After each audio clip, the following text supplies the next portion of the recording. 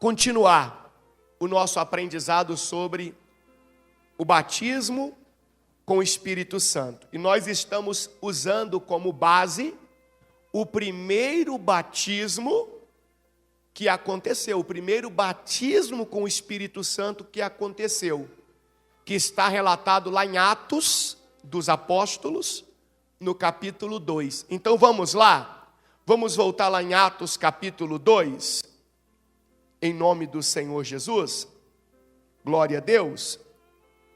Nós paramos em qual versículo aquele dia? Eu não me lembro. Foi no 6? Coloca para mim. Não, nós passamos por isso aqui, olha lá. Olha o 5 falando que nós aprendemos das línguas que foram ali derramadas sobre as pessoas, não aprendemos? Que nós aprendemos que foram o que mesmo? Que línguas que eram? Idiomas de todas as nações. Porque o batismo com o Espírito Santo é a capacitação para que a pessoa levasse o Evangelho de Cristo. Lembra que Jesus falou isso lá em Atos capítulo 1, versículo 8? Nós mostramos isso aqui, ó. Atos 1, 8. O que o Senhor Jesus falou, ó?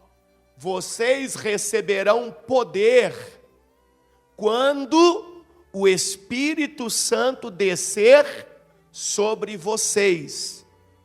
E serão minhas testemunhas em toda a parte, em Jerusalém, em toda a Judeia, em Samaria e nos lugares mais distantes da terra. Isso aqui é fundamental você entender, ó. O Senhor Jesus não vai te dar o Espírito Santo só para você se envaidecer. Ele não vai fazer isso. Ele não vai. Ele concede, ele dá do Espírito Santo para que a pessoa se torne uma testemunha, ou seja, uma evangelista, um evangelizador. É como se eu dissesse para você assim, presta atenção. Ô fulano, você já conhece Nova York? Ah, não conheço Nova York não, Bispo Paulo. Eu tenho o sonho de conhecer Nova York. É mesmo? Que legal, que bom. É o seguinte, eu pago para você ir lá em Nova York. Eu te dou a sua despesa de ida, sua estadia e sua volta. Porém, eu quero que você faça este e este trabalho para mim lá. Em outras palavras, eu só estou te dando o recurso para você ir, para você estar e para você voltar de Nova York, porque eu quero que você faça um trabalho para mim lá. Então o Senhor Jesus Cristo está dizendo para nós que Ele dá do Espírito Santo, Ele derrama do Espírito Santo sobre aquelas pessoas que estão dispostas a fazer um trabalho para Ele. E que trabalho é esse? Ser uma testemunha dEle.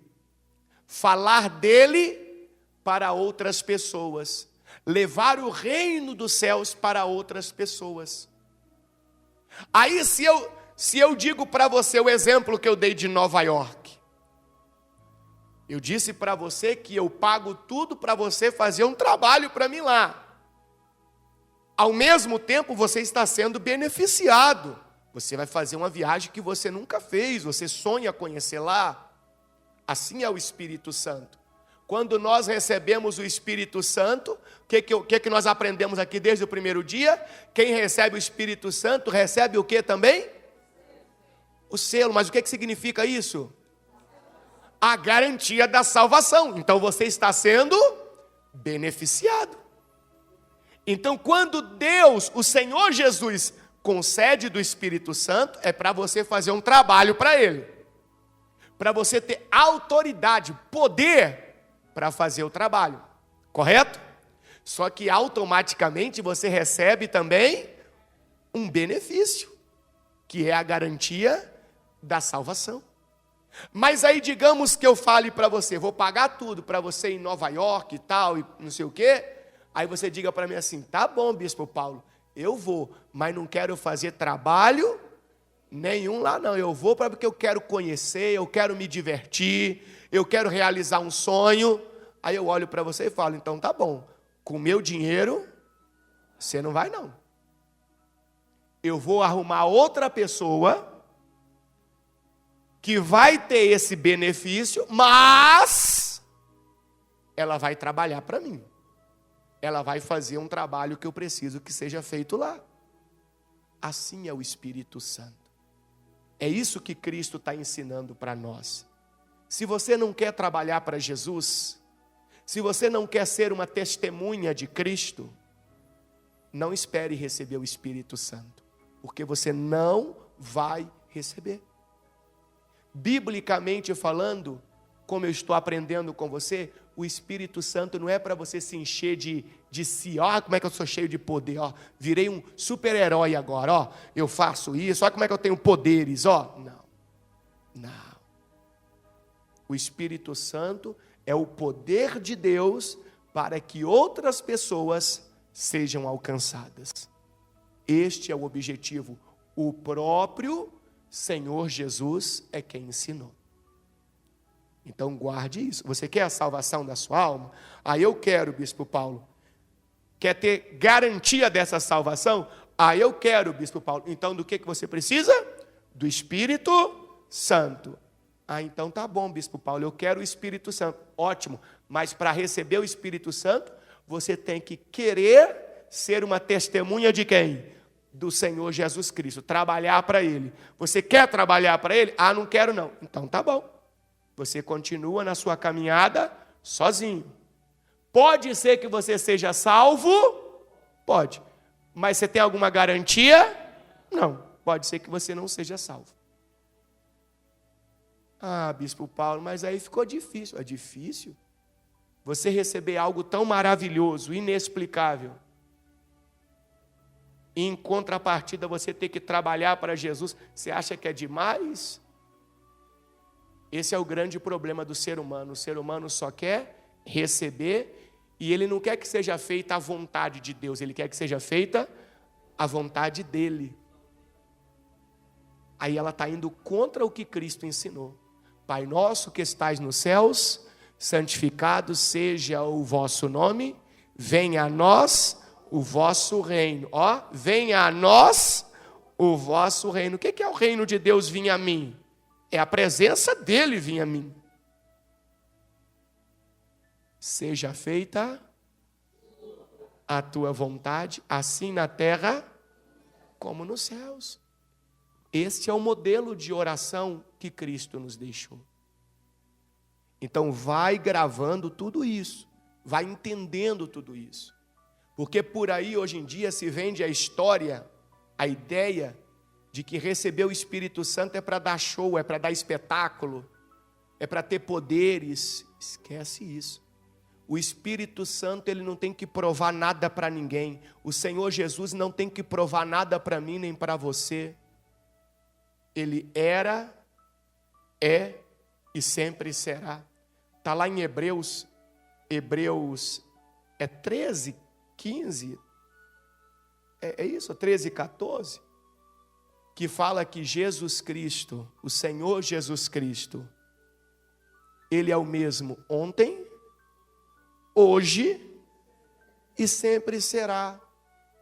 Então Ele sempre foi, Ele sempre é, Ele não tem que provar nada para mim. Hebreus 13, 8, olha lá, 13, 8. Jesus Cristo é o mesmo ontem, hoje e para sempre. Se Ele é o mesmo, o que Ele tem que provar para mim? Nada. Então não espere esse negócio de que Deus tem que te dar, Deus tem que fazer, Deus... Não. Então, o Espírito Santo, o batismo com o Espírito Santo, ele é algo maravilhoso que Deus me concede para que eu possa ser uma testemunha de Cristo. Em contrapartida, eu recebo um grande benefício, que é a garantia da minha salvação. E por isso nós aprendemos lá em Atos capítulo 2, do versículo 4 em diante, que eles receberam ali naquele primeiro momento o dom de falar em outras línguas. Por quê? Porque eles iriam levar o testemunho de Cristo para outras nações. E ali está dizendo para nós, olha lá, vamos lá em Atos capítulo 2, versículo de número 6, que foi aonde nós paramos. Ó. As pessoas que estavam em volta do local onde aconteceu o primeiro batismo com o Espírito Santo. Quem lembra quantas pessoas que foram batizadas naquele dia que a Bíblia fala? Quantas? 120 pessoas. Não foi só os apóstolos, os 11, não. Foram 120. Ali tinham homens, mulheres, jovens, tinha bastante gente ali. Quando as pessoas que estavam em volta ouviram o som das vozes, vieram correndo e ficaram como? Espantados, pois cada um deles ouvia em seu próprio idioma. Em seu próprio idioma. Então veja que as línguas eram idiomas: italiano, francês, inglês, espanhol, alemão, enfim. Versículo 7. Muito admirados, exclamavam: como isto é possível?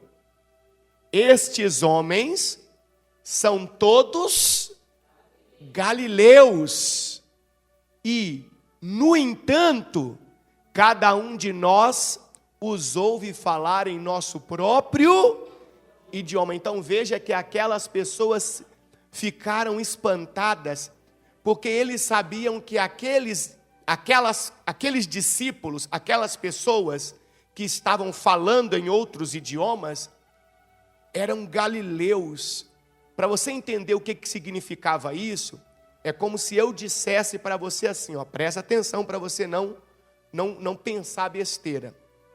Imagina o lugar mais pobre, mais sem condições do Distrito Federal. Não vamos citar nomes, não vamos dar nome para lugar nenhum. Só imagine o lugar mais pobre, mais sem oportunidades do Distrito Federal. Quando se olha para aquele lugar, o que você imagina que vai ser daqueles jovens, daquelas crianças que moram ali? O que você imagina? Que vão crescer e vão virar o quê? O que você imagina? Olhando assim, para a estrutura, para a falta de estrutura, de oportunidade, o que a sociedade diz? Ali só vai dar o quê? Só vai dar o quê? Marginais, bandidos, ladrões. Não é isso que a sociedade diz? Por quê? Porque não existe oportunidade, estrutura, não existe nada que ajude eles a crescer culturalmente, socialmente, intelectualmente. Agora você imagina um grupo de pessoas daquele lugar que nunca tiveram oportunidade nenhuma de estudar, não tiveram estrutura nenhuma para crescer intelectualmente, socialmente. Imagina você se deparar com um grupo de pessoas daquele e de uma hora para outra um começa a falar francês fluente, o outro começa a falar inglês fluente, o outro começa a falar alemão fluente e o outro fala espanhol fluente. Como que você fica? Espantado, admirado. Foi isso que aconteceu. Por isso que eles disseram: como que pode? Eles são galileus. Em outras palavras, eles não têm condições nenhuma de saber sequer o idioma deles de forma correta. Não tem nem a forma coloquial de pronunciar o idioma deles. Como que eles falam em nosso idioma perfeitamente? Aí eles ficaram admirados. Continuando, versículo 9. Aí olha o que aquelas pessoas disseram. Estão aqui, isso aí é os visitantes, não é quem recebeu o Espírito Santo não, os que estavam admirados, ó.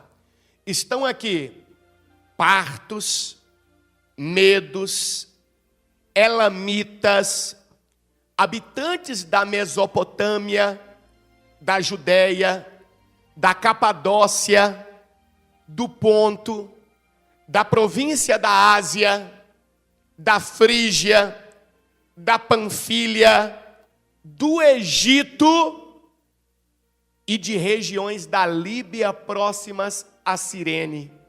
Visitantes de Roma, tanto judeus como convertidos ao judaísmo, cretenses e árabes. Olha o tanto de idiomas diferentes estavam ali. Quantos idiomas diferentes? E eles dizem assim: e todos nós ouvimos estas pessoas falarem em nossa própria língua sobre as coisas maravilhosas que Deus fez. Então observe que aquilo que aquelas pessoas falavam em idiomas diferentes eram sobre as maravilhas de quem? De Deus, através da pessoa de quem? De Cristo Jesus. Então eles testemunhavam o Senhor Jesus Cristo, as maravilhas que Deus operou através do Senhor Jesus Cristo, porém eles faziam isso no idioma dos outros. Então isso impressionou, impactou. E ao mesmo tempo que eles falavam das maravilhas que Deus fez, eles também transmitiam os ensinamentos de quem? Do Senhor Jesus. E nós sabemos que dentro dos ensinamentos do Senhor Jesus, existem aqueles ensinamentos agradáveis e existem aqueles ensinamentos o quê? Desagradáveis. Quando eu digo desagradáveis, são os de puxão de orelha, os de conserto. Quando Cristo Jesus trazia para as pessoas atitudes que elas estavam tendo que não agradava a quem? A Deus, e Jesus dizia que as pessoas tinham que mudar. Quando aquelas pessoas começam a falar em outras línguas, em outros idiomas, eles também falam dos ensinamentos de quem? Do Senhor Jesus.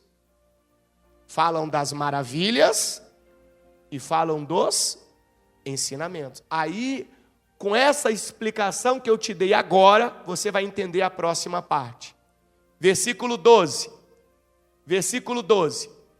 Admirados e perplexos, perguntavam uns aos outros: o que significa isso? Outros, porém, zombavam e diziam o quê? Diziam o quê? Eles estão o quê? Bêbados. Aí tem gente que já pega isso daqui, ó. Ah, eles estão bêbados. Aí já leva para este lado aqui, ó.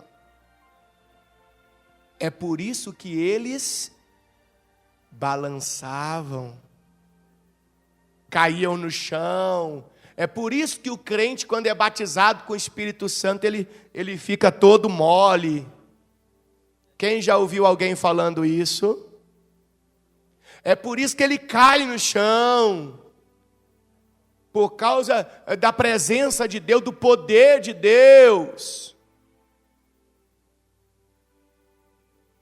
Aqui só disse que as pessoas falavam, eles estão o quê? Bêbados. E quem diz que todo bêbado cai? Vamos começar por aí. Antes da gente ver o que o texto diz. Quem diz que todo bêbado cai? Eu conheci um alcoólatra. Eu convivi com um alcoólatra. Um senhor chamado Senhor Meu Pai. Que ele bebia de sexta-feira à noite, sozinho, até domingo à noite.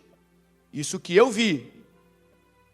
2 engradados de cerveja, um garrafão de 5 litros de cachaça, fora as outras bebidas chamadas bebidas quentes.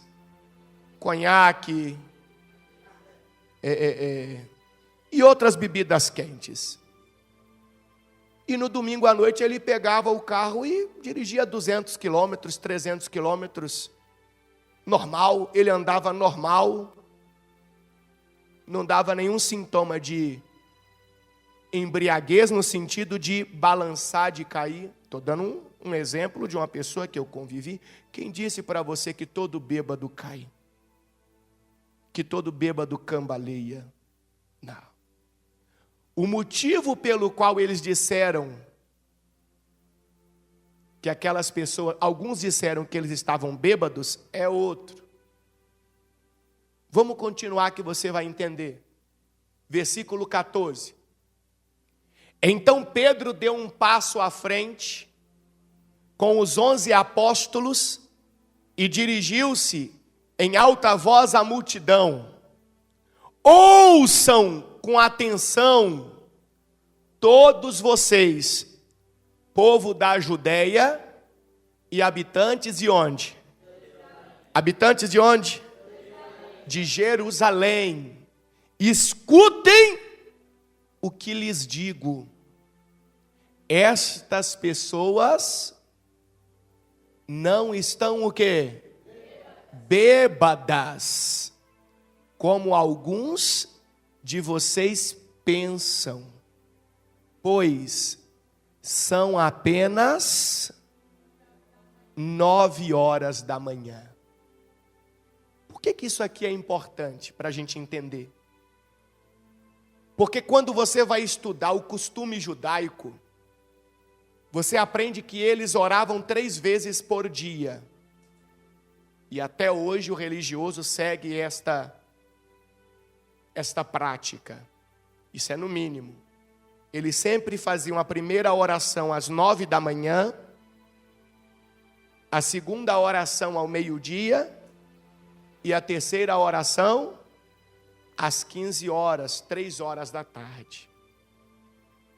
E antes de fazer a primeira oração, eles não comiam e não bebiam nada. Então Pedro está dizendo, como que vocês podem falar que nós estamos bêbados, se até agora nós não comemos e não bebemos nada? Nós estamos completamente sóbrios. Nós, presta atenção que agora você vai entender, nós sabemos exatamente o que estamos falando. O que incomodou aquelas pessoas, ou várias daquelas pessoas que estavam ali em volta, era o que os discípulos do Senhor falavam. E eu disse para você agora há pouco, eles contavam as maravilhas de Deus, do Senhor Jesus, mas também contavam os ensinamentos. E aqueles ensinamentos tinham alguns que eram agradáveis e tinham outros que eram o quê? Desagradáveis. Você já viu uma pessoa quando está bêbada? Uma pessoa quando está bêbada, ela perde o controle do que fala. Então ela começa a falar um monte de verdades que apertam quem está do lado. Que ela não falaria se estivesse sóbria, mas são verdades. Aí quem está do lado para tentar limpar a imagem diz o quê, gente? Não dá ouvido não. Fulano está bêbado. Mas o que o fulano está falando é verdade. Só que aí ele, para disfarçar, ele fala, é porque ele está bêbado, é por isso que está falando essas besteiras. Cala a boca, fulano. Está falando, para de falar essas besteiras, não tem nada disso não, isso é mentira. Revela os segredos, por quê? Porque ela não está com controle do que está falando. Por isso que aquelas pessoas, algumas delas, disseram que os discípulos estavam o quê? Bêbados. Porque o discípulo em italiano começa a falar umas verdades sobre aquela criatura que aparentemente muito religiosa, porque eles vieram a Jerusalém, não foi por causa da religião, da festa, só que a conduta de vida estava o quê? Errada aos olhos de quem? De Deus. Estava errada aos olhos de Deus. Então, quando o discípulo começa a falar no idioma dele, e às vezes ele está ali com a esposa, ou está ali com os filhos, e as verdades começam a sair, qual que é a escapatória? Estão bêbados. Não ligue para isso não, viu, mulher?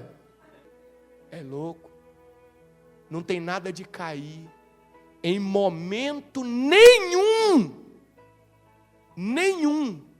o texto diz que qualquer um deles cambaleava, ou caía, ou rodava, em momento nenhum.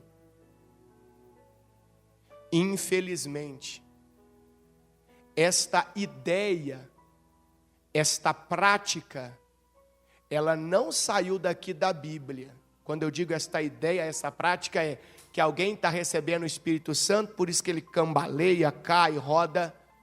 Não saiu da Bíblia. Essa ideia, esta prática saiu de culturas religiosas, de matrizes africanas, de matrizes da Índia e outras mais, onde as pessoas já tinham esse hábito antigo de que quando elas estão se envolvendo com as suas divindades, elas cambaleiam, elas balançam, elas caem. Não tem nada a ver com o batismo, com o Espírito Santo que a Bíblia traz. Nada a ver. Essas religiões já trazem de uma cultura bem antiga esta ideia de que a pessoa entra num êxtase, que ela fica sem controle de si mesmo. Isso não tem nada, não tem na Bíblia Sagrada absolutamente nada que fundamente essa ideia que alguém tá bambo, tá caindo, tá tropeçando com a presença do Espírito Santo. Não tem. Então, se você fica assim, poxa, eu até hoje não recebi o Espírito Santo. Por quê? É porque eu nunca caí. Se você ficava triste por isso, tire essa tristeza do seu coração. Porque se você tivesse caído aí, que eu ia ficar preocupado. Aí que você teria que ficar preocupado.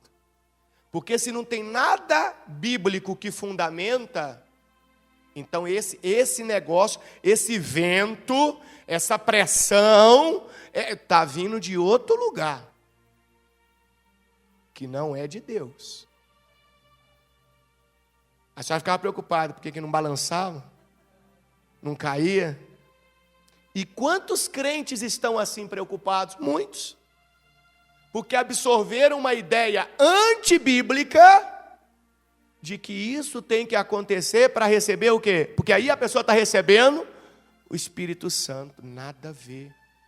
Mas Bispo Paulo, Não tem pessoas na Bíblia Sagrada, porque eu já li alguma coisa, que caíram. Ah, tem. Mas muda muito. Em primeiro lugar, nunca foi, ao receber o Espírito Santo. Porque receber significa Deus entrar em seu coração, fazer morada em você. As pessoas que a Bíblia diz que elas caíram, e eu vou te mostrar agora como que foi e por que foi, é porque a presença de Deus se manifestou diante delas, não nelas. Então a gente não pode confundir. Diante delas, não nelas. E tem um detalhe. Vamos ver Daniel. Daniel, capítulo de número 8, versículo 15. Daniel, capítulo de número 8, versículo de número 15. Olha o que está escrito no texto sagrado. Preste atenção, hein? Enquanto eu, Daniel, tentava entender o significado desta visão, alguém que parecia um homem, fez o quê? Parou diante de mim. Então eu já estou claramente vendo que a presença do Senhor se colocou diante, não em. Existe uma grande diferença. Diante é uma coisa, em é outra. Continua comigo. E ouvi uma voz humana vinda do rio Ulai gritar: Gabriel, explique a esse homem o significado do quê? O significado do quê? Da visão. Opa, peraí. A voz vem de onde? A voz vem de onde? Do rio. E essa voz fala com quem? Com Gabriel. Então quem é que estava diante de Daniel? O anjo Gabriel. E a voz de Deus fala com o anjo, para o anjo explicar a quem? A Daniel, sobre a visão que Daniel tinha tido. Eu estou lendo a Bíblia com vocês. Não estou inventando nada, você está acompanhando comigo aí. Versículo 17. Quando Gabriel, agora ficou claro, ó, se aproximou de onde eu estava, fiquei tão aterrorizado que me prostrei com o rosto aonde? Opa! Me prostrei. O que significa se prostrar? Hã? O que significa se prostrar? Com o rosto no chão. Ele se prostrou com o rosto no chão. É isso que você vê por aí no entre aspas, batismo com o Espírito Santo? É isso que você vê? Então, peraí, eu não posso formar ideias, dizer que algo é de Deus ou vem de Deus, a partir do momento que a Bíblia está me mostrando diferente. Se eu construo qualquer ideia diferente do que a Bíblia diz, então eu sou uma pessoa muito perigosa. Por quê? Porque eu invento coisas. Eu minto. Eu estou acrescentando. Eu sou uma pessoa perigosa. Por que eu sou uma pessoa perigosa? Porque se a verdade é isso daqui, Então não pode ter mais e nem menos, senão estou faltando com a verdade. E olha o que diz aqui, ó. Olha lá. Quando Gabriel se aproximou de onde eu estava, fiquei tão aterrorizado que me prostrei com o rosto no chão. Ele disse: filho de homem, você precisa entender que os acontecimentos da visão se referem ao tempo do fim. Enquanto ele falava, desmaiei e caí com o rosto aonde? No chão. Ele já estava prostrado e o poder ali das palavras, da voz do anjo foi um negócio tão forte que aí ele diz que o quê? Desmaiou, desfaleceu. Desfaleceu. Gabriel me despertou com um toque e me ajudou a ficar em pé.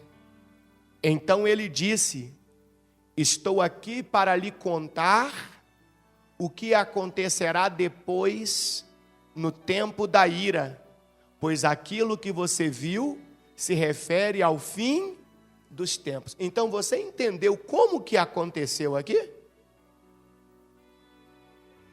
Eu quero que você observe o seguinte: o que a Bíblia diz e o que você vê por aí. É isso que eu quero. Porque aquilo que a Bíblia diz vem de Deus. E muitas das vezes aquilo que você está vendo por aí não vem de Deus. E sabe o que é pior? É quando você quer trazer para a sua vida, afirmar, assinar embaixo de uma coisa que não vem de Deus. Que tipo de fé você vai estar professando? Que tipo de crença? Quem é o seu Deus? É uma pergunta importante. Quem é o seu Deus? Você está sempre nos cultos da igreja evangélica, mas eu pergunto, quem é o seu Deus? A quem você tem cultuado? Não digo com a sua boca, eu digo com a sua forma de pensar, com a sua maneira de conduzir a sua vida, espiritualmente falando, sua crença. Vamos ver outro exemplo, para não ficar só aqui. Vai comigo, por favor, no mesmo capítulo 10, versículo 5. Daniel, capítulo 10, versículo 5. Isso aqui já é outra situação, tá bom? É o mesmo Daniel, mas é outra situação. Levantei os olhos e vi um homem vestido com roupas de linho e um cinto de ouro puro. Mais uma vez, nós estamos entendendo da presença de Deus diante, não em, diante, não nele, fora, não dentro. E o batismo com o Espírito Santo é o quê? A presença de Deus aonde? Dentro. Em. Levantei os olhos e vi um homem vestido com roupas de linho e um cinto de ouro puro. Seu corpo era semelhante a uma pedra preciosa. Seu rosto faiscava como o quê? Relâmpago. E seus olhos eram como tochas acesas. Seus braços e seus pés brilhavam como bronze polido. E sua voz era como o som de uma grande multidão. Somente eu, Daniel, tive esta visão. Os homens que estavam comigo não viram coisa alguma. De repente, porém, eles se encheram de terror e correram para se esconder. Assim, fiquei ali sozinho e tive essa visão extraordinária. Perdi as forças, fiquei muito pálido e quase desfaleci. Quase. Porque ali ele estava diante da presença de quem? De Deus. Você vê que os outros, sem ver, só de ouvir alguma coisa, já correram. Então Daniel, vendo aquela imagem, ele... Versículo 9. Então ouvi o homem falar, e ao som de sua voz, perdi os sentidos e fiquei ali, estendido com o rosto aonde? No chão.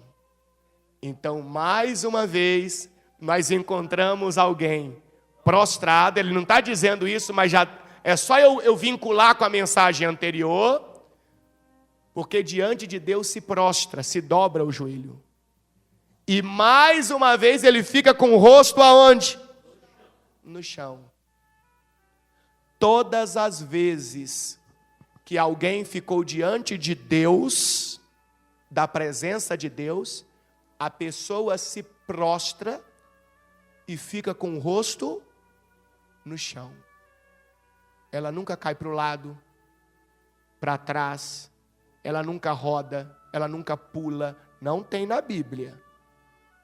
Aí alguém vai dizer, mas quer dizer que tudo que Deus faz tem que estar na Bíblia? Lógico que tem. Evidente que tem. Porque se ele disse para nós lá em Apocalipse, quem lembra o que ele disse para nós em Apocalipse? É 22? Coloca para mim, o que ele disse em Apocalipse 22, que nós aprendemos aqui? Está na hora de você começar a ser crente de verdade. Porque somente assim você vai ter o Espírito Santo em sua vida. O que ele disse em Apocalipse 22, 18? Presta atenção. Declaro solenemente a todos que ouvem as palavras da profecia registrada nesse livro. Se alguém acrescentar algo ao que está escrito aqui, Deus acrescentará a essa pessoa as pragas descritas aonde? Nesse livro. Então entenda comigo aqui. Tudo que Deus faz então tem que estar onde? Na Bíblia. Tem que estar no livro. Qualquer coisa, qualquer atitude de prática de fé, de crença, que alguém fizer e não estiver no livro sagrado, essa pessoa está fazendo o quê? Acrescentando. E o próprio Deus está dizendo que quem acrescentar alguma coisa, Deus vai acrescentar a essa pessoa as pragas descritas neste livro. E se a pessoa tirar alguma coisa, versículo 19, e se alguém retirar qualquer coisa das palavras desse livro da profecia, Deus lhe retirará a participação na árvore da vida e na cidade santa descritas neste livro. Então a pessoa vai, se ela tirar qualquer coisa, Deus vai tirar dela a vida eterna. Então tudo que Deus faz, Bispo Paulo, tem que estar na Bíblia? Tem que estar na Bíblia. Não pode ser nem mais, nem menos. Se o pastor está fazendo mais, ele está o quê? Acrescentando. Se o pastor está fazendo menos, ele está o quê? Tirando. Se você, obreiro, membro, enfim, fizer mais, você está o quê? E se você fizer menos, você está tirando. Então aquilo que você vê acontecendo, que não está na Bíblia, irmão, eu não tenho medo nenhum de dizer para você, não é de Deus. Mas, Bispo Paulo, não tem mais. Não é de Deus, porque o próprio Deus está dizendo que não pode, não deve acrescentar nem tirar. Aí a gente continua lá no Daniel, versículo de número 10 agora. Nesse instante, a mão de alguém me tocou e me pôs, ainda trêmulo, sobre minhas mãos e meus joelhos. Ou seja, quando ele estava prostrado, que ele cai com o rosto em terra e estica, a mão pega. Você lembra que o Gabriel, primeiro, a Gabriel, fez o quê? Colocou ele como? De pé. Não foi isso que nós lemos? Agora a mão de alguém, ele diz de alguém, me tocou e me pôs ainda trêmulo sobre as minhas mãos e os meus joelhos. Então esse outro aqui, que nesse caso representa a presença do próprio Deus, não colocou ele de pé. Colocou ele de joelho. Como quem diz, diante da presença do Senhor, você não tem que ficar em pé, não. Diante do anjo, tudo bem. Diante de Deus, sempre de joelho. Versículo 11. E o homem me disse: Daniel, você é muito precioso para Deus. Por isso, ouça com atenção o que tenho a lhe dizer. Levante-se, pois fui enviado a você. Quando ele me disse isso, me levantei, ainda tremendo. Aí o próprio Deus permitiu a ele agora que ele se levantasse para ele ouvir a mensagem. Mas Deus não colocou ele de pé. Ali foi para nos ensinar, diante de Deus sempre prostrado. Mas o que eu quero mostrar para você, caiu para o lado, caiu para trás, rodou, pulou, subiu a coluna da igreja, igual a dona Lúcia mandou para mim outro dia. Diz que estava na unção todo mundo. Aí o camarada vem correndo, pulando, e tá uma pilastra dessa assim na igreja lá. O cara pegou e subiu assim, ó, agarrou a pilastra, deu umas 3 subidas e ficou lá pendurado assim. Que isso, gente? Que isso, gente? Isso não está na Bíblia. Isso não é de Deus. É o quê? Labareda. Meu Deus. Vai comigo em Ezequiel. Vamos continuar aprendendo aqui sobre esse negócio aí. Se o estão bêbados lá do Atos tem alguma coisa a ver com cambalear, cair para lá, para trás. Não. Vamos ver. Ezequiel 3, versículo 22. Ezequiel 3, 22. Olha o que Ezequiel diz. A mão do Senhor veio sobre mim. E ele me disse: levante-se e vá até o vale, e eu lhe falarei ali. Levantei-me, fui até o vale, e ali vi, mais uma vez, vi a glória do Senhor como na primeira visão, junto ao rio Quebar. E o que? Lê para mim. E o quê? Quando ele viu a glória do Senhor, o que ele fez? Se prostrou, ou seja, se curvou, dobrou os joelhos e colocou o rosto aonde? No chão. Sempre essa mesma atitude. E detalhe, era a presença de Deus diante. Nunca está falando do Espírito Santo na pessoa. Porque a gente só vai ter isso daí lá em Atos dos Apóstolos para frente. E por que eu quero que você entenda isso? Porque muitas pessoas usam de forma errada essas referências do Antigo Testamento para justificar o que eles dizem que aconteceu lá em Atos dos Apóstolos, só que uma coisa era uma coisa, outra coisa era outra coisa. E quando você vai de Atos para frente, você nunca vê, não tem nenhum acontecimento como as pessoas dizem que é de Deus por aí que está acontecendo. Não tem! Então quer dizer que se não tem, as pessoas estão o quê? Acrescentando. Olha o versículo 24. Então o Espírito entrou em mim. Espírito entenda como o vento, o sopro de Deus, a força, e me pôs em pé. Vá para a sua casa e tranque-se dentro dela, disse ele. Aí você lê em casa o que aconteceu. Vamos para finalizar aqui, vai comigo em Apocalipse 1,17. É o apóstolo João. Apocalipse 1,17. Olha o que diz. João também vai ter uma visão da presença de quem? De Deus. Aí ele disse: quando o vi, você só vê aquilo que está onde? Na sua frente. É isso que você vê. Então a presença de Deus mais uma vez estava na frente. Ele diz: caía aos seus pés. Mais uma vez fez o quê? Se prostrou e coloca o rosto aonde? No chão. Aí ele diz: caía aos seus pés como morto. Coloca o rosto no chão. Ele, porém, colocou a mão direita sobre mim e disse: não tenha medo, eu sou o primeiro e o último. Então ficou claro para você que no batismo com o Espírito Santo ninguém estava cambaleando, ninguém estava rodando, ninguém estava pulando. Por que disseram então que eles estavam bêbados? E foi alguns.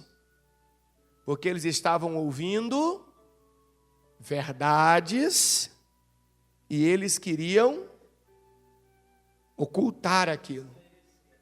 Então vamos desmerecer essas pessoas, vamos dizer que eles estão bêbados. Mas o próprio Pedro disse que era que horas? 9 da manhã. Eles ainda não tinham comido nada, nem bebido nada. Como quem diz: não, vocês estão falando que a gente está bêbado, não estão bêbados, não. O que nós estamos falando é a verdade. Volta lá em Atos comigo. A gente estava no capítulo 2, né? A gente está no capítulo 2. Nós vamos adiantar um pouquinho para a gente entender qual era o discurso que Pedro fazia. Lembra que Pedro começou a falar lá? Nós não estamos bêbados e por aí vai? Vai comigo no versículo 36. Vamos ver qual é o verdadeiro motivo do batismo com o Espírito Santo. Versículo 36 diz assim: portanto, isso aqui Pedro estava fazendo um discurso lá, que nós começamos lá atrás, no versículo 14, 15. Só estou adiantando aqui.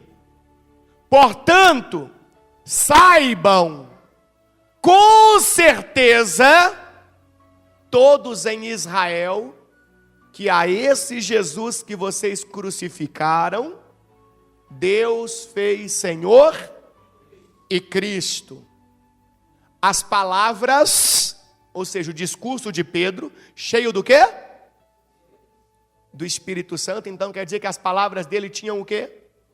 Poder. Lembra? E recebereis poder ao descer sobre vós o Espírito Santo, para que possais ser minhas testemunhas. Então quem tem o Espírito Santo passa a ter poder nas palavras evangelísticas. Então quando a pessoa fala, aquilo vai entrando, cortando a alma, o coração. Então por isso está escrito: as palavras partiram o coração dos que ouviam. E eles perguntaram a Pedro e aos apóstolos: irmãos, o que devemos fazer? Então, todo aquele discurso das maravilhas que Jesus fez e dos ensinamentos de Jesus, inclusive os que corrigiam os erros, tocaram o quê? O coração de muitos ali. E eles perguntaram: o que nós devemos fazer? Versículo 38. Pedro respondeu. O que Pedro respondeu? Lê para mim, vai, voz alta, vai. Opa, peraí. Primeira coisa que eles deveriam fazer era o quê? Isso aqui é muito forte. Isso é muito forte. Tem gente que está na igreja, vem nos cultos, até querem o Espírito Santo, até querem a salvação, mas ainda não passaram nem por essa primeira fase aqui, ó. Vocês devem se arrepender para o perdão dos seus pecados.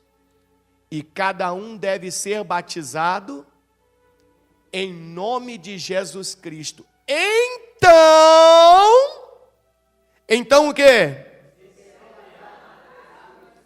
Então o quê? Receberão a dádiva do Espírito Santo. Então quer dizer que o Espírito Santo não vem sobre uma pessoa enquanto ela não tiver em primeiro lugar se arrependido. Tem muito crente na igreja que até hoje não se arrependeu. Muitos sentem remorso. Sabe qual é a diferença do remorso para o arrependimento? De uma forma bem técnica. O remorso é aquele que sente medo de ser descoberto, aquele que sente vergonha, medo de passar vergonha por causa do pecado que cometeu. Então o remorso traz aflição, o remorso traz preocupação.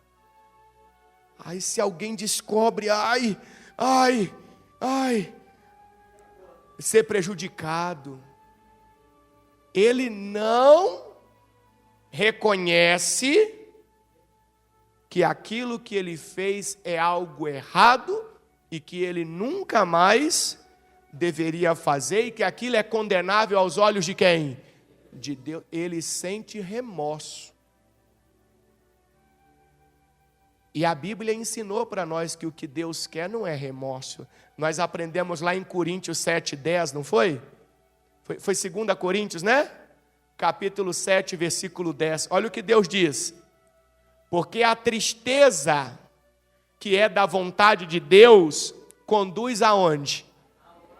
Conduz aonde? Ao arrependimento e resulta no quê? Na salvação. Não é uma tristeza que causa o quê? Remorso. Não. Então a própria Bíblia Sagrada, o próprio Deus está dizendo, Deus não quer remorso de ninguém. Não. O que Deus quer é arrependimento. Então, ele diz lá, que o arrependimento é a primeira coisa que eu devo fazer se eu quero o Espírito Santo na minha vida. Acabei de te explicar que o sentir remorso é ficar preocupado, angustiado, aflito, com medo,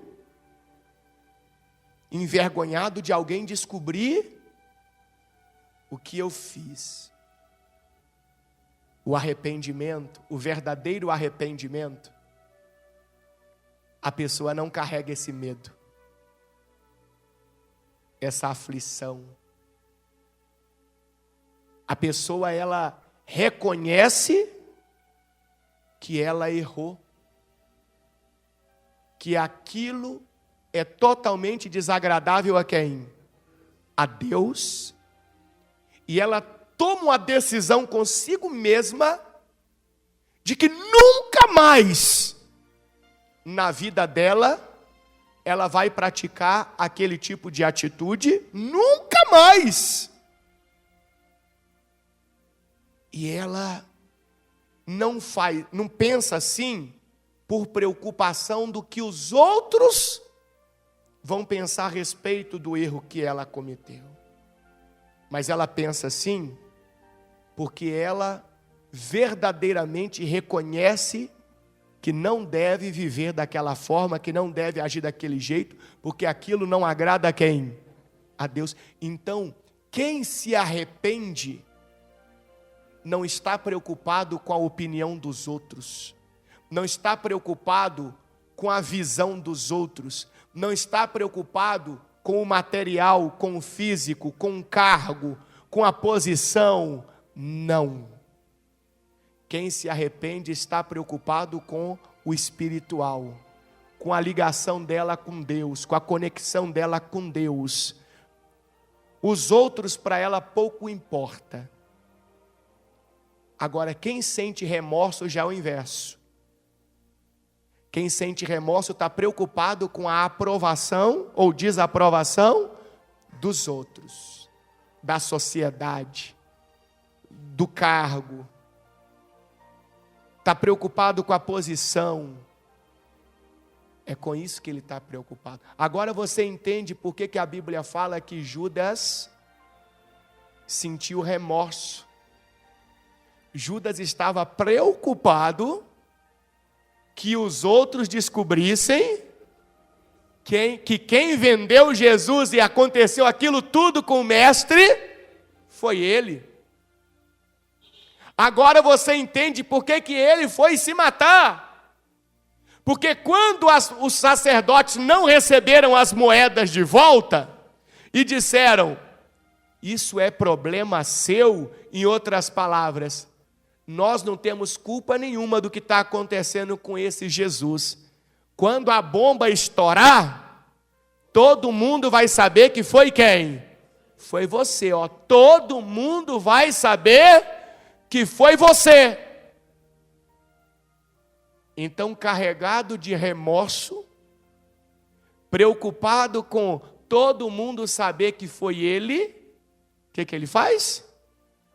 Ele se mata. Como quem diz, eu não vou passar essa vergonha. Não vou. Eu não vou passar por esta vergonha, por esta humilhação. Não. Tem muito crente na igreja assim. Assim. Muito mais preocupado com a opinião da sociedade do que com a vida dela com Deus. Não vai receber o Espírito Santo nunca.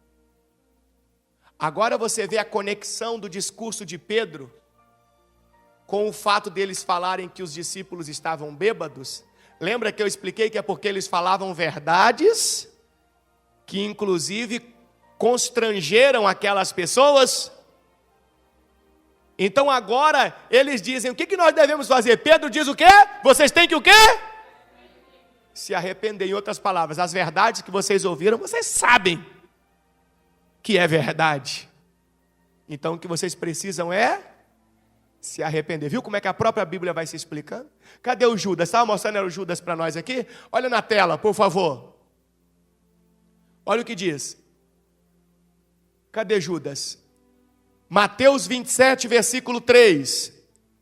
Quando Judas, que o havia traído, viu que Jesus tinha sido condenado à morte, encheu-se de quê? De quê, pessoal? De remorso. E devolveu as 30 moedas de prata aos principais sacerdotes e líderes do povo. Como quem diz, não, eu estou devolvendo. Se vocês aceitarem, eu estou livre. Por quê? Porque na hora que a bomba estourar, ninguém vai dizer que eu recebi alguma coisa, que eu tenho culpa nisso aí. É com vocês. Só que, olha o que aconteceu no versículo 4. Então ele devolveu as moedas dizendo, pequei, pois traí um homem inocente. Qual que foi a resposta dos sacerdotes? O que eles responderam? Que nos importa? Isso é problema seu. Isso é problema seu. Como quem diz, segura que a culpa é sua. Todo mundo vai saber que foi você. Se você não tivesse entregado ele para nós, nada disso teria acontecido, é você. Aí na hora que Judas ouviu aquilo, todo mundo vai saber que foi quem? Fui eu? Minha imagem? Minha reputação? Como é que eu fico agora? Versículo 5. Então Judas jogou as moedas de prata no templo, saiu e se enforcou. Ele disse para si mesmo, eu vou acabar com a minha vida, porque aí eu não vou ter que enfrentar Ninguém. Covarde. Quem sente remorso é covarde. Só corajoso se arrepende. Só gente que é corajoso se arrepende. Porque ele não se importa com os outros. Ele só se importa com a vida dele com quem? Com Deus. Com Deus. E ele toma uma posição: eu nunca mais vou praticar isso. Eu condeno isso que eu pratiquei e eu condeno a prática dessa atitude por qualquer pessoa, porque isso não agrada a Deus. Eu errei. É isso que Deus quer de nós. Por isso que tem muita gente dentro da igreja que até hoje não recebeu o Espírito Santo. Porque não se arrepende. Então, voltando lá em Pedro, para finalizar lá em Atos dos Apóstolos 2:38, finalizar por hoje, que eu tenho muito ainda para falar com você. Domingo que vem eu quero voltar, nós vamos voltar na questão das línguas estranhas. Nós vamos voltar lá. Porque hoje foi só a questão dos bêbados ali, gente que balança, que você está vendo na Bíblia que não tem nada de Deus ali. Por isso que você não pode perder. Cada domingo é uma sequência. Quem faltar hoje, quando chegar no domingo que vem, já não vai entender muita coisa. Não vai entender. E por isso nunca se converte. Porque não tem como você se converter se você não tem uma sequência.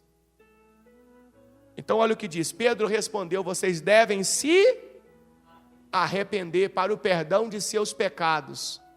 E cada um deve ser o quê? Batizado em nome de quem? De Jesus Cristo. Aqui é uma explicação maravilhosa que temos, que o batismo, ele deveria acontecer apenas depois do arrependimento. Tem pessoas que acham: não, eu preciso me batizar, porque se Jesus voltar e eu não for batizado, eu não serei salvo. Porque está escrito lá: quem crê e for batizado será salvo, porém quem não crê será condenado, certo? Só que se eu me batizo e não me arrependo, mesmo tendo sido batizado, eu não sou salvo não. Porque aqui, ó, primeiro se arrepende, depois se batiza. Primeiro eu tomo aquela consciência: eu errei, eu pequei, eu não devo agir assim, isso está errado, eu nunca mais vou agir assim. Aí eu vou lá e sou batizado, ou seja, aquela criatura pecaminosa morreu e nasce uma pessoa que já está consciente da nova vida, da nova conduta que vai ter. Então receberão a dádiva do quê? Receberão a dádiva do quê? Do Espírito Santo. Ótimo, presta atenção. Para você a Bíblia é verdade? O que está escrito na Bíblia tem lógica, tem sequência? E como é que alguém pode dizer para mim que uma pessoa que chegou numa igreja, num culto, seja em qualquer lugar, pela primeira vez, ela já é batizada com o Espírito Santo? Não tem pessoas que dizem isso? Pela primeira vez, chegou, veio do mundo, ó, veio do mundo, do mundão. É como se eu dissesse assim, ó, imagina que domingo que vem você convide uma pessoa que está perdidona aí, para vir no culto, certo? Aí ela vem com você. Aí no momento que nós estivermos aqui louvando a Deus e buscando o batismo com o Espírito Santo, ela dizer que recebeu o batismo com o Espírito Santo. Se isso acontecer, é porque o que está escrito na Bíblia é mentira. Bispo Paulo não pode falar assim, não. A Bíblia está dizendo para mim que primeiro eu devo o quê? Me arrepender. Como é que eu vou me arrepender se eu ainda nem ouvi a palavra, nem aprendi a palavra, nem conheço a palavra? Segundo, eu devo fazer o quê? Ser batizado. para depois eu receber o quê? A dádiva do Espírito Santo. Eu queria que alguém me explicasse como aceitar a ideia de que alguém veio do mundão agora, e já recebe o Espírito Santo. Eu digo para você, essa pessoa pode até receber um Espírito, mas não o Espírito Santo do nosso Deus. Não. Porque se isso acontecer, a Bíblia está o quê? Errada. Se a Bíblia está certa, tem uma sequência, uma lógica. A Bíblia indica para nós, porque muitas pessoas questionam, o ladrão da cruz não foi batizado e Jesus prometeu que ele estaria salvo, correto? Está isso escrito na Bíblia?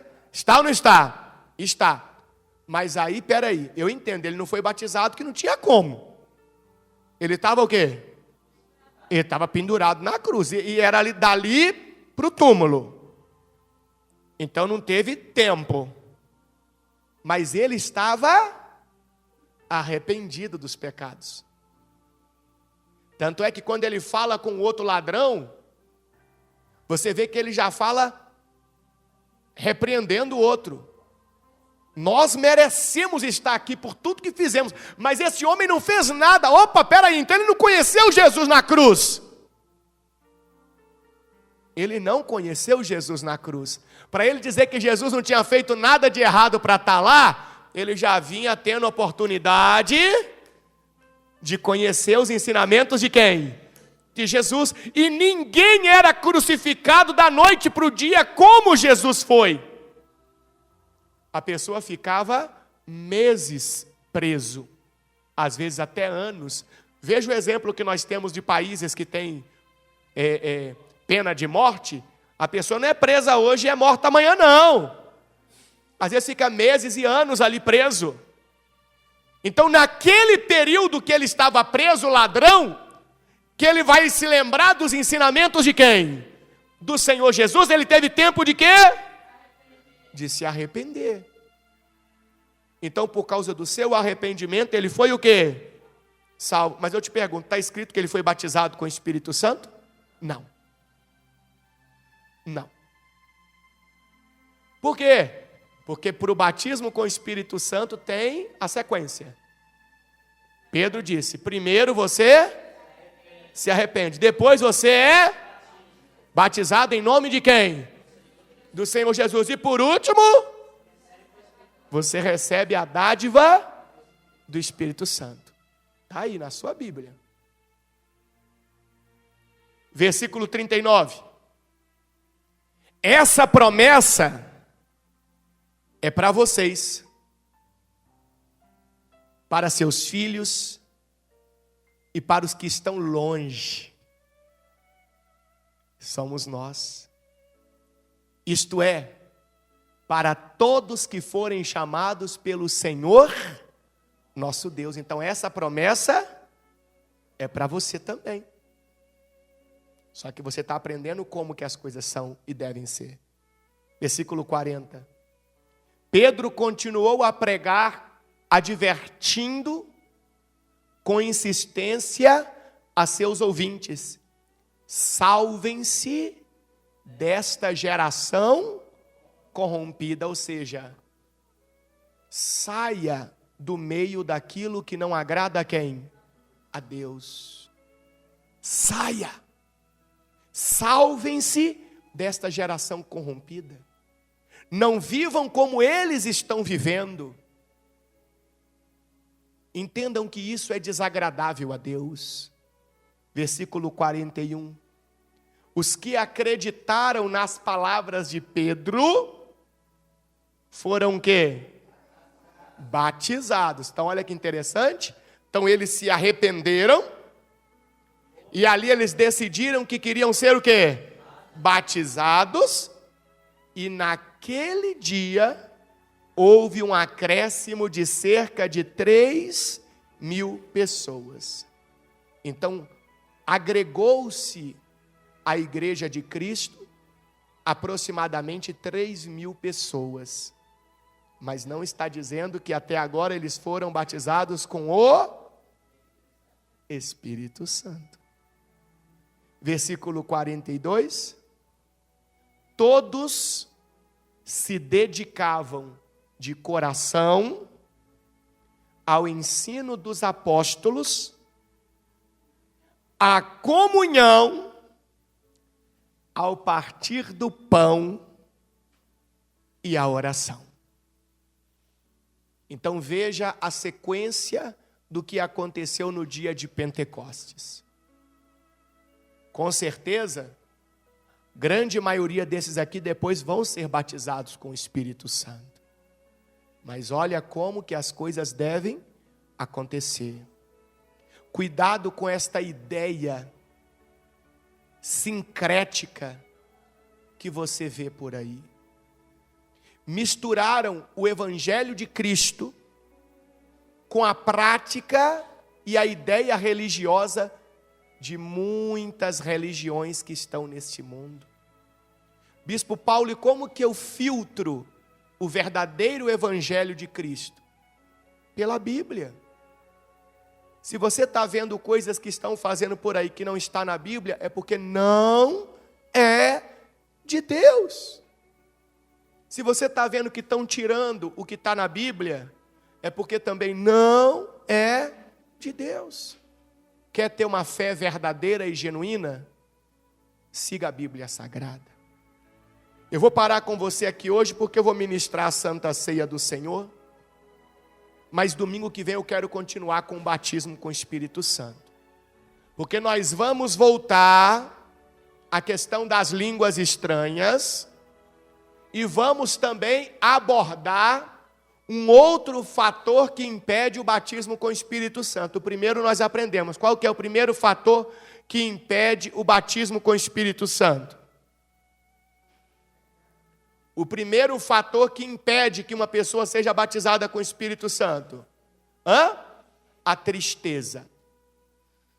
Domingo que vem eu quero voltar à questão das línguas estranhas e aprender o segundo fator que impede uma pessoa de ser batizada com o Espírito Santo. Glória a Deus!